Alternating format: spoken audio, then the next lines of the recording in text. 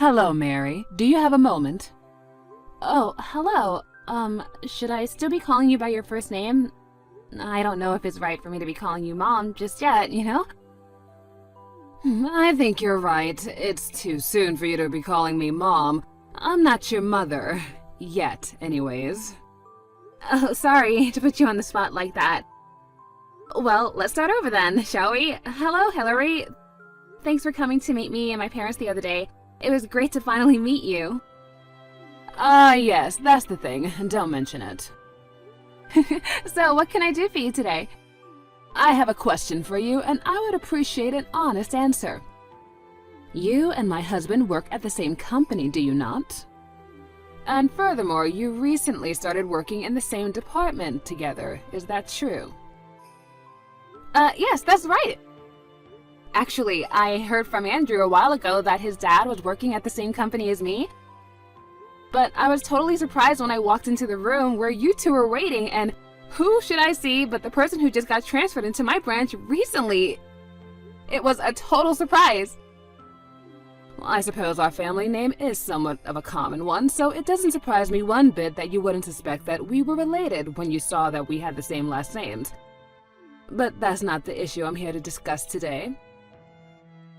The issue is your reproachful behavior towards my husband. What?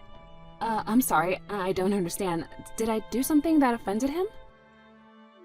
Offended? Oh, that's nowhere near strong enough a word to describe your attitude towards my husband.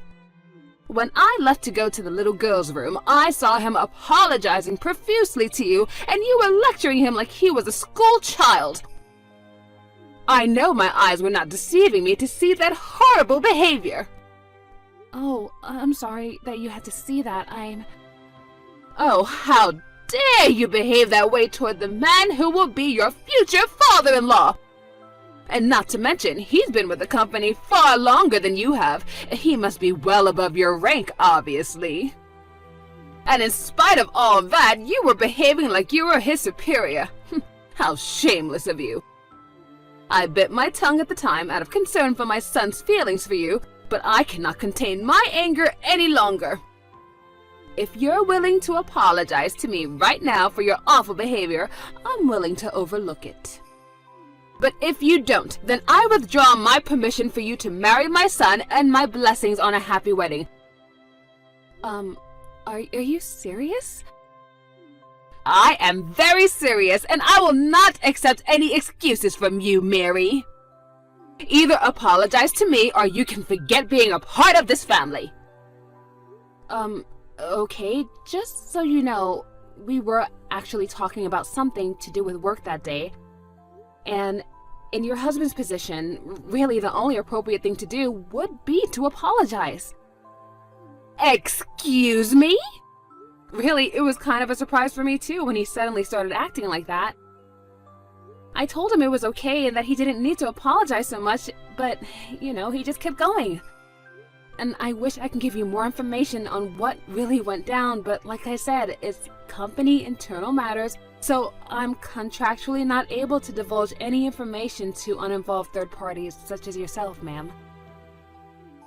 Oh, don't talk to me with this legal jargon. What do you mean, internal matters? I mean exactly what I said. It's a company matter, and since you're not involved, I'm not able to discuss it with you. I get that you'd like to know more about what happened, but please understand that I cannot tell you any more than I've already have.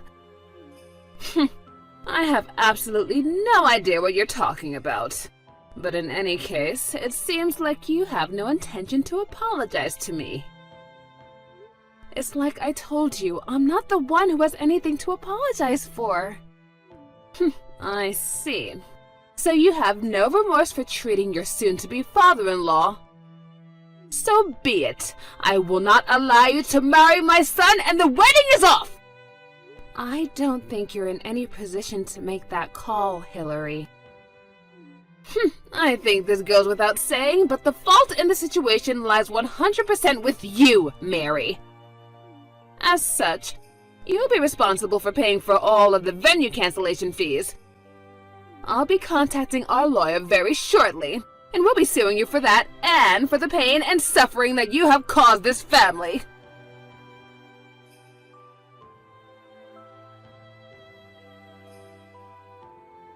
Andrew.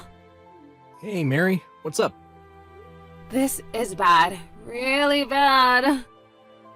Uh-oh, what happened? Your mom saw your dad apologizing to me at your house the other day. Oh boy. She texted me about that just now.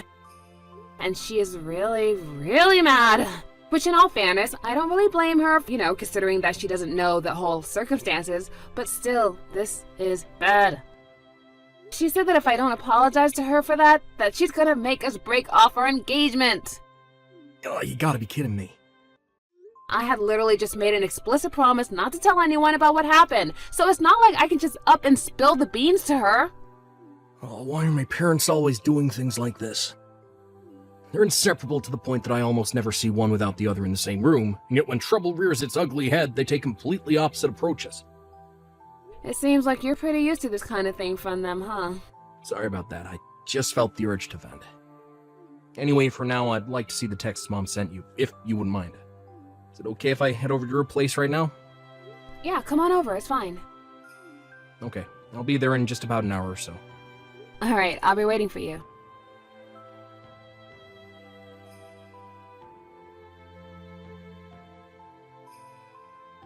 Hello there, Mary. Have you prepared yourself for the impending breakup with my son? I haven't heard a thing from you ever since I gave you my ultimatum. So now I'm forced to message you like this. I grow more disappointed with you by the day. How long were you going to keep me waiting? You really are an impudent little girl, aren't you?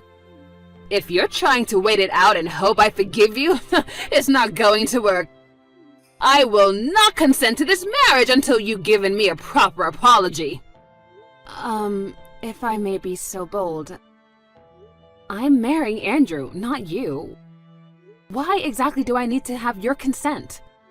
Oh, excuse me? I doubt that Andrew would want to break off our engagement because I won't apologize over a situation in which I did nothing wrong.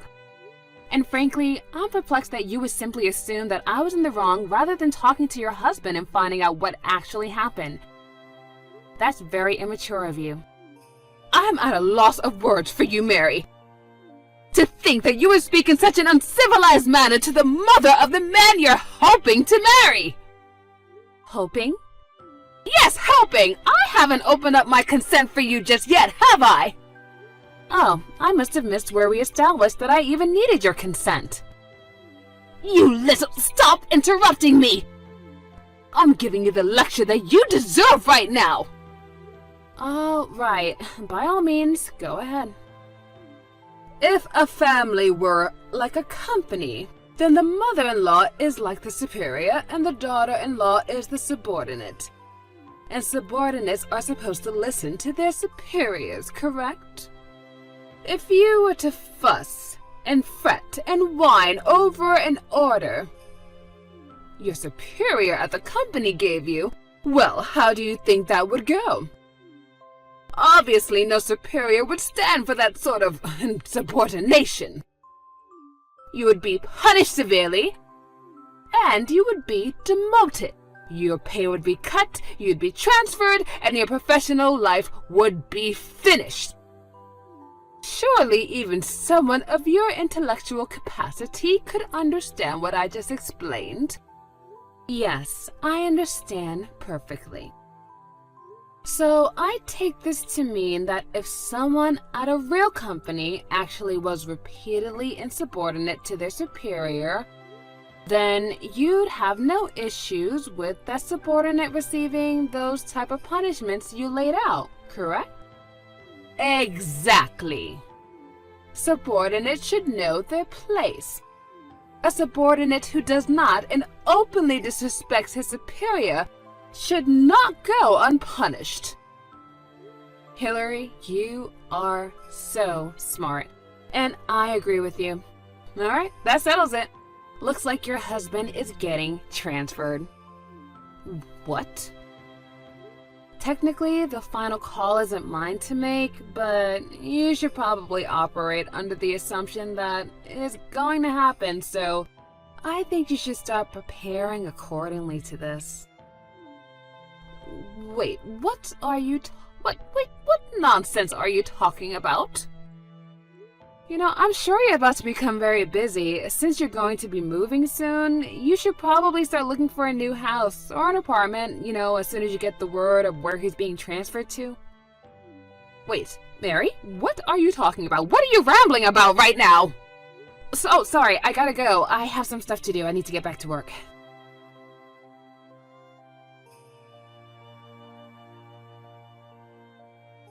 Hello there, Mary. It's been so long since we've seen each other. Would you like to come over and have some afternoon tea with me someday soon? Maybe tomorrow. What are you doing? A friend of mine gave me a box of the most wonderful tea the other day, and I knew I had to share it with you. Oh, and I'm also going to pick up some cake from that new pastry shop downtown. Are you free this weekend? I'd love to have you over to our house if you don't mind. I guess this is your last-ditch effort to stop the inevitable, huh? Well, don't you think you're laying it on a wee bit too thick right now, Hillary? Mary, I guess you finally heard the truth then. You know, about my husband and your husband's position in the company. I heard everything. Come to find out, my husband is a complete useless employee who keeps getting sent around to different departments once he makes too much of a mess for them to deal with. And 3 months ago, he got sent to a new department to work under a young and upcoming leader in the company who happens to be you, Mary. He was frustrated and embarrassed that someone as young as you was placed above someone else who has been in the company as long as him. So he got desperate to prove himself and started working at a faster pace than ever before, which ended up causing a world of problems for your clients and other departments. And since you're his direct superior, you're the one who always had to clean up for his messes. Yeah, that just about covers it. So the reason he was apologizing that day when you came over to meet my parents and I was because he was so shocked to learn that his son's fiancée was none other than the boss he had been causing so much trouble for at the office. And he was desperate to keep you from finding out about what a total disaster his career has been. He was begging me not to tell you that I was his boss. And I had to stop him from getting on his knees and begging me, and that's probably why you thought that I was lecturing him. So you weren't lecturing my husband, you were just trying to get him to maintain his dignity. Oh, and by the way, I guess he was counting on Andrew taking his side and helping to convince me to help him out. He was all like, "You're a man too, son, aren't you? You must know what sort of position I'm in." But Andrew wasn't going for it at all. He just let out a huge sigh and walked out of the room. I see. So that's what happened. I've always been the type to have a pretty solid separation between my work life and my private life. And since our relationship at work would probably only serve to cause problems between us as a family, I didn't have any intentions of bossing him around outside of work. At first, anyway. Then I found out what your husband had been doing at the office ever since he found out I was marrying Andrew. He's been name-dropping me at the company and trying to get other people to give him credit for their work. Like threatening to get them fired if they didn't do as he demanded. He did. I received multiple complaints of that nature from multiple employees in my department.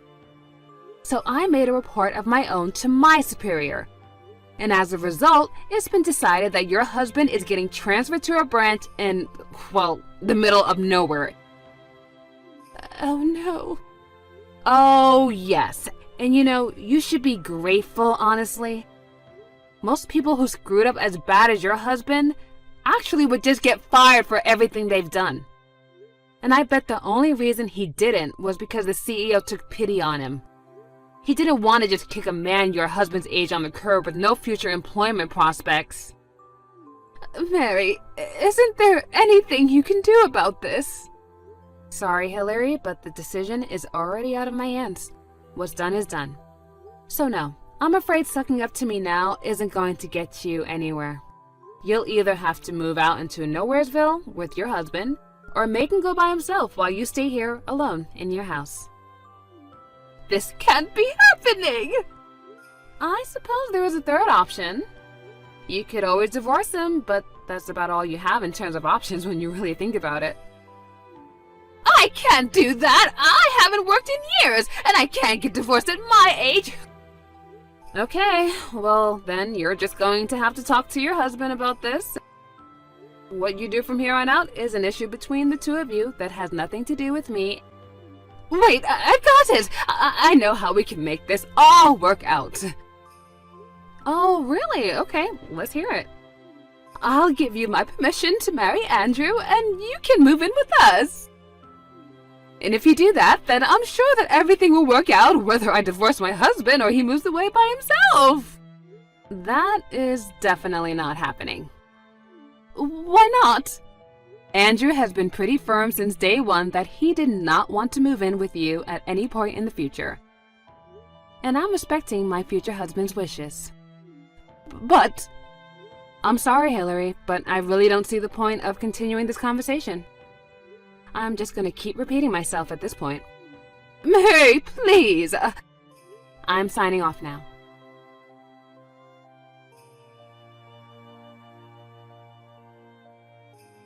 After that, I understood Andrew's parents got into a massive fight. Hillary needed someone to finance her lifestyle, and her husband needed someone to take care of all of the housework. And since neither of them were likely to find a replacement for the other at their age, they decided not to get divorced. So the not-so-happy couple set off for their new life in Nowheresville.